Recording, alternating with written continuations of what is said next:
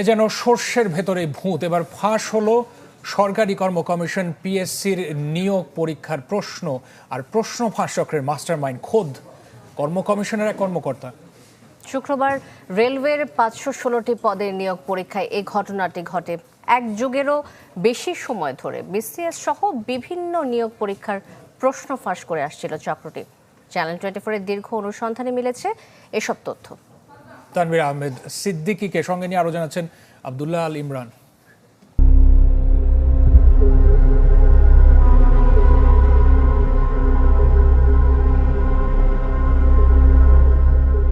বিপিএসসির কোনো নিয়োগ পরীক্ষা এলেই এমন অনেক অভিযোগ আসতে শুরু করে। কয়েক বছর আগে থেকেই এসব অভিযোগের সূত্র মেলাতে কাজ শুরু করে টিম সার্চলাইট।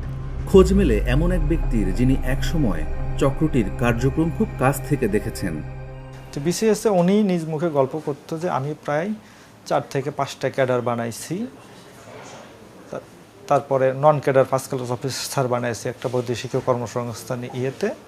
তো আমার কাছে সব কিছুই হয়। উনি বলেন আমি 33তম বিসিএস 34তম বিসিএসের কাজ করছি, ক্যাডার বানাইছি 4-5টা, 35তম প্রিলিতে আমি পড়াইছি। আমি দেখছি যে রাজস্ব কর্মকর্তা পিএসসির আন্ডারে সেটার উনি প্রশ্ন পায় এবং অনেককে পড়ায়, শেষ পর্যন্ত 5-6 জনের চাকরি হয়। লাখো চাকরি প্রার্থীর ভরসার প্রতীক বিপিএসসির নিয়োগ পরীক্ষায় এমন জালিয়াতির খবর শিউরে ওঠার মতোই। উনি পিএসসির এই নন ক্যাডারগুলোই করতো, আর আগে বলতো আগে 4-5টা বিসিএস ক্যাডার বানাইছি, তারপর থেকে নন ক্যাডারের দিকে ঝুঁকে পড়ে, রাজস্ব, এটিও এসব। তারপরে পিএসসির একটা কাজ করে সিনিয়র স্টাফ নার্স, এটার অনেকগুলো প্রায় 20-25টা চাকরি হয় ওনার মাধ্যমে। তবে চাক্ষুষ সাক্ষীর তথ্যগুলো মিলিয়ে দেখতে হবে। এজন্য বেছে নেওয়া হয় গত 5 জুলাই শুক্রবার রেলওয়ের উপসহকারী প্রকৌশলীর নিয়োগ পরীক্ষাটিকে। প্রস্তুতি শেষে ছদ্মবেশী প্রার্থীকে তুলে দেওয়া হয় চক্রের সদস্যদের হাতে। এবার অপেক্ষা। শুক্রবার সকাল 10টা থেকে 12টা পর্যন্ত যে প্রশ্নে পরীক্ষাটি অনুষ্ঠিত হয়, হোয়াটসঅ্যাপে সেটি আমাদের হাতে আসে অন্তত 1 ঘন্টা আগে। আর অজ্ঞাত স্থানে চুক্তিবদ্ধ শিক্ষার্থীদের তা পড়ানো হয় আগের রাতেই। ওনারা যে কোশ্চেনগুলো দিছিল বুঝছেন, মানে ওখান থেকে তো মনে করেন আপনার যা কমন ছিল এতে তো 80 থেকে 85 মার্ক তোলার কথা বলছিল যে ভাই লিয়ে গেছিল। তো এখানে তো মনে করেন প্রায় 85.5 আমি অ্যান্সার করে দিয়ে আসি। এমন অন্তত 15টি স্থানের খোঁজ পেয়েছে চ্যানেল 24, যেখানে 3 শতাধিক শিক্ষার্থীকে ফাঁস করা প্রশ্নের উত্তর পড়ানো হয়। চ্যানেল 24-এর প্রশ্নের মুখে স্বীকারোক্তি দিয়েছেন চক্রের মাস্টারমাইন্ড বিপিএসসির অফিস সহায়ক সাজিদুল ইসলাম। মোহাম্মদ আবু জাফর আর উপপরিচালক স্যারের মাধ্যমে 2 কোটি টাকার বিনিময়ে এই প্রশ্নপত্রটি তাদের থেকে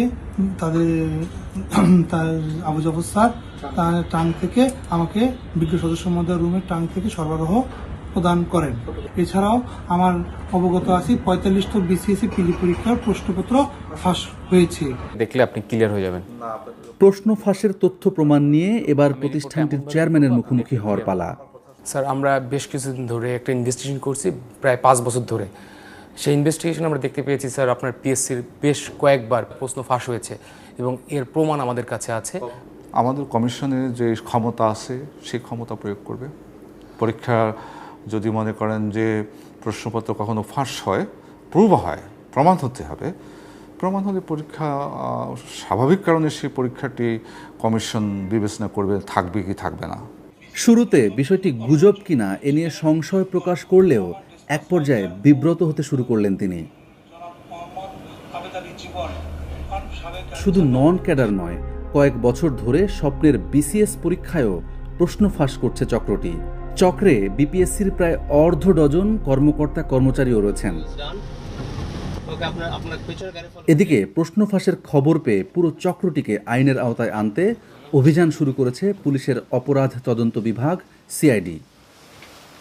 বিপিএসসির কতিপয় কর্মকর্তার নেতৃত্বে বিসিএস সহ অন্তত 30টি নিয়োগ পরীক্ষায় প্রশ্ন ফাঁস করেছে এই চক্রটি।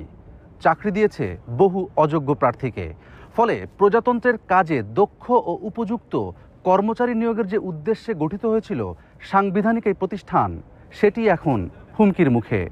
আব্দুল্লাহ আল ইমরান, চ্যানেল 24।